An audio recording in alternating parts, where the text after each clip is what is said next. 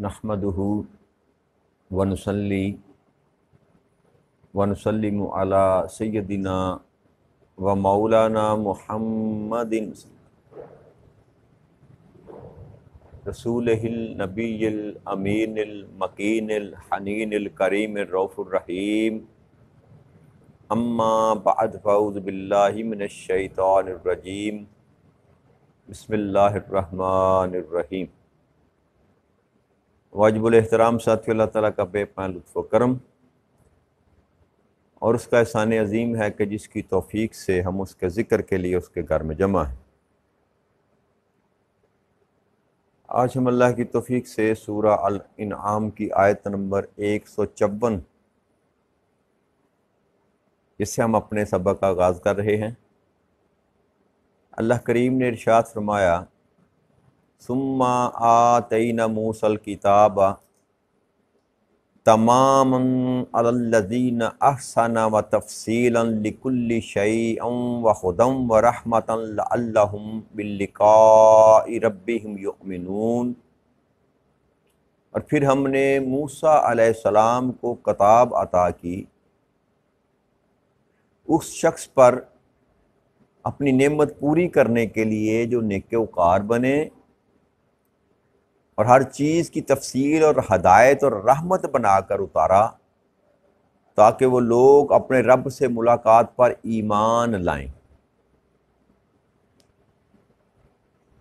اللہ کریم نے پچھلی آیات میں جملہ احکامات کا ذکر کرنے کے بعد یہ فرمایا کہ ہم نے موسیٰ علیہ السلام کو کتاب دی، اور کس سبب سے؟ کہ اس شخص پر نعمت پوری کرنے کے لیے جو نیکوکار بنے۔ اس کی دو طرح کی تفسیر ملتی ہے، ایک یہ کہ تورات کا عطا کرنا، ایک تو یہ کہ موسیٰ علیہ السلام کے سبب سے تھا کہ وہ محسنین میں سے ان کا شمار ہوتا تھا، اس سبب سے اللہ نے فرمایا کہ ہم نے کتاب نازل کی۔ اور دوسرا یہ ہے کہ بنی اسرائیل کے جو لوگ تھے ان میں بھی لوگ نیکوکار تھے، جو موسیٰ علیہ السلام ان کو کہتے تھے اس پر وہ عمل پیرا ہوتے تھے، تو ان کے نیک اعمال کے سبب سے اللہ کریم نے بطور نعمت ان کو تورات عطا فرمائی۔ اور یہاں اپنے جملہ احکامات کا ذکر کرنے کے بعد جو اللہ نے کتاب تورات کا ذکر کیا،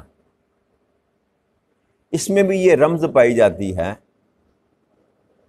کہ کتاب جو موسیٰ علیہ السلام پر نازل کی گئی یا داؤد علیہ السلام پر نازل کی گئی یا عیسیٰ علیہ السلام پر بھیجی گئی یا اس سے قبل جتنے بھی آسمانی صحیفے اترتے رہے، ان سب میں احکامات وہی تھے جو قرآن کریم میں ہیں۔ یعنی کہ اللہ کا جو دین تھا وہ اس میں کوئی تبدیلی، احکامات شروع سے پہلے دن سے ہی جو چلتے آ رہے تھے وہ تسلسل سے ساتھ ہر نبی وہی احکامات جو ہے وہ اپنی امتوں تک پہنچاتے رہے۔ اور جو اللہ نے فرمایا کہ اس میں ہر چیز کی تفصیل درج تھی، ہدایت بھی تفصیلاً، ہدایت اور رحمت بنا کر اتارا۔ کس سبب سے؟ کس وجہ سے؟ اس وجہ سے کہ لوگ اپنے رب سے ملاقات پر ایمان لائیں،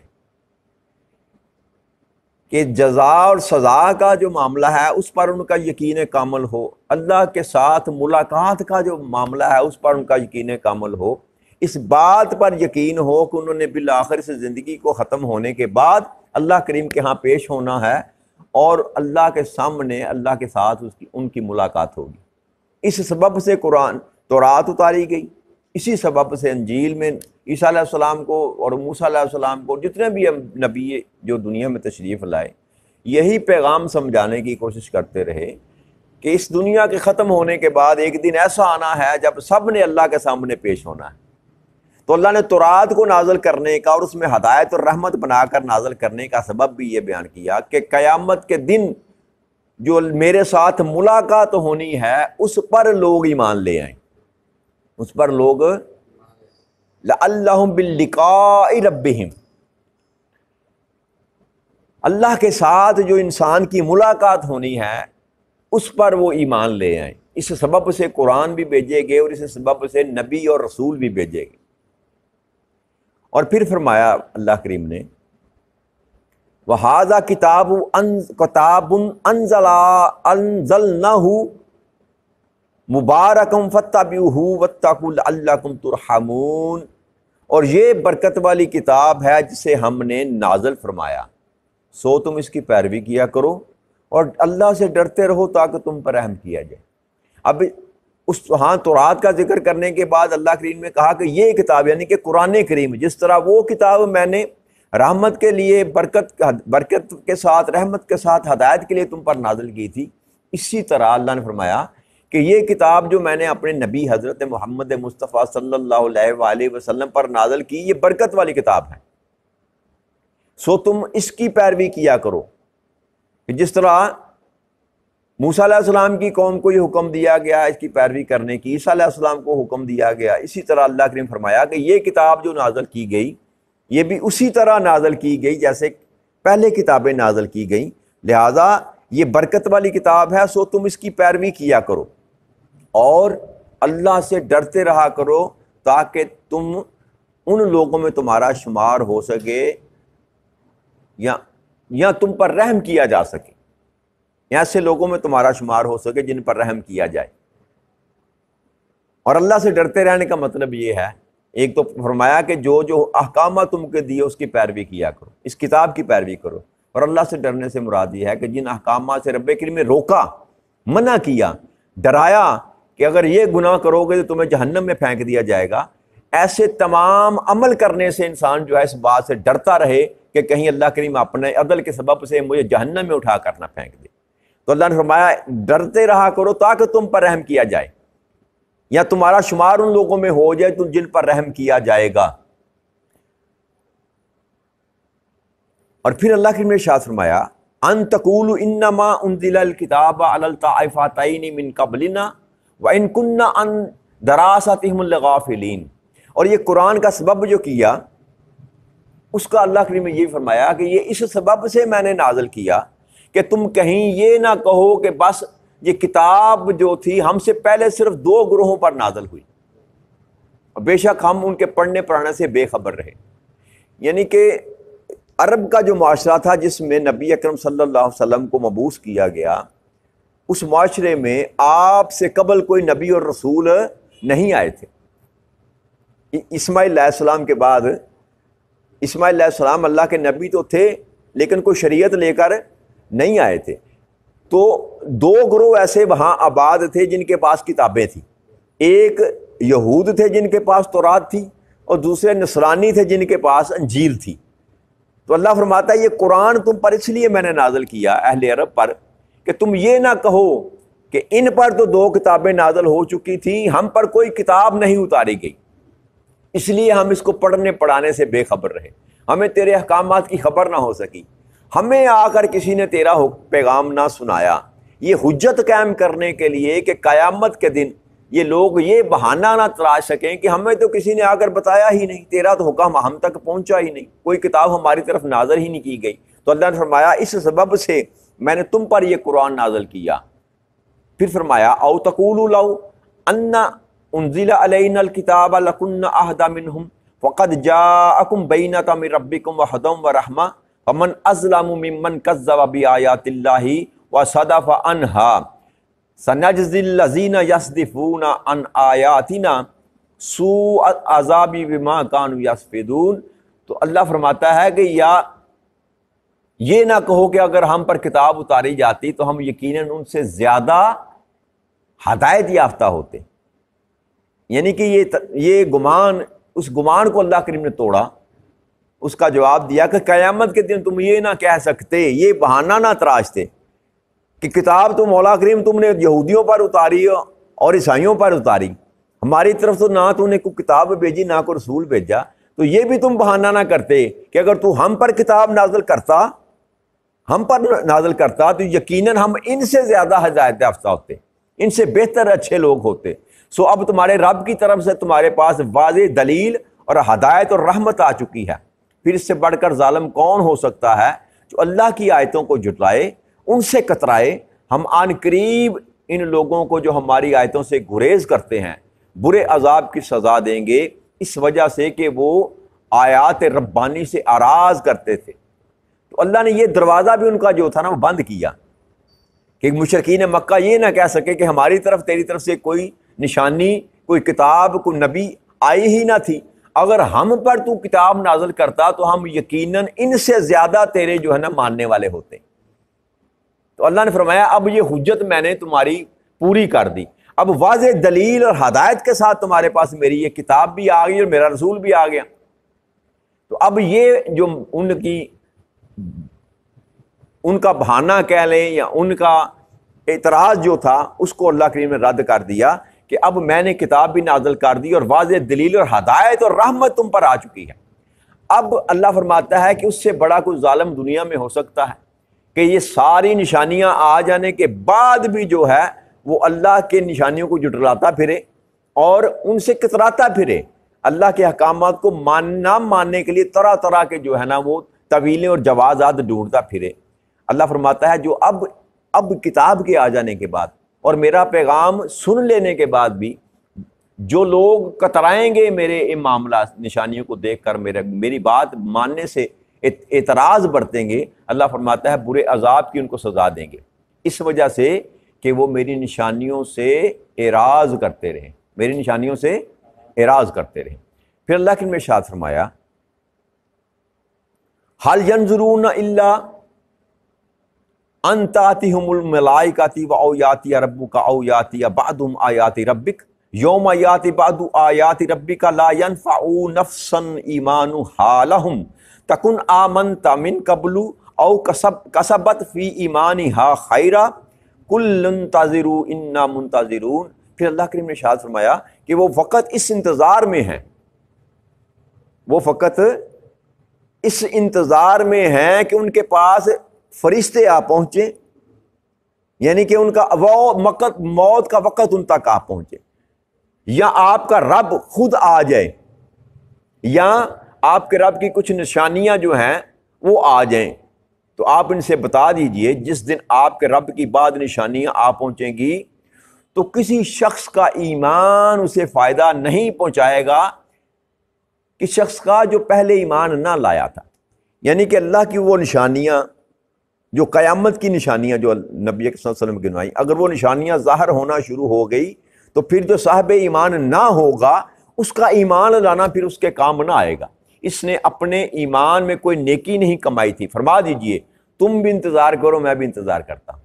تو یہ نبی اکرم صلی اللہ علیہ وسلم کی زبان اقدس سے اللہ کریم نے یہ پیغام دیا کہ یہ جو لوگ اب بھی ایمان نہیں لانا چاہتے یہ اس وقت کے انتظار میں بیٹھے ہوئے ہیں کہ جب ان کی موت کا وقت آ جائے یا فرشتے اترے ان پر، اور یا رب آپ کا ان کے سامنے آ جائے قیامت کے دن جب رب کریم کے سامنے ان کا سامنا ہوگا، اس دن کا انتظار کر رہے ہیں، یا یہ کہ نشانیاں رب کریم کی قرب قیامت کی جو نشانیاں ہیں وہ ان تک پہنچ جائیں۔ حضرت حذیفہ بن اسید غفار رضی اللہ عنہ بیان کرتے ہیں کہ نبی اکرم صلی اللہ علیہ وسلم ہمارے پاس تشریف لائے، کچھ صحابہ اکرام بیٹھ کر آپس میں گفتگو کر رہے تھے، ہم اس وقت کچھ باتیں کر رہے ہیں تو آپ نے پوچھا تم کیا باتیں کر رہے ہو؟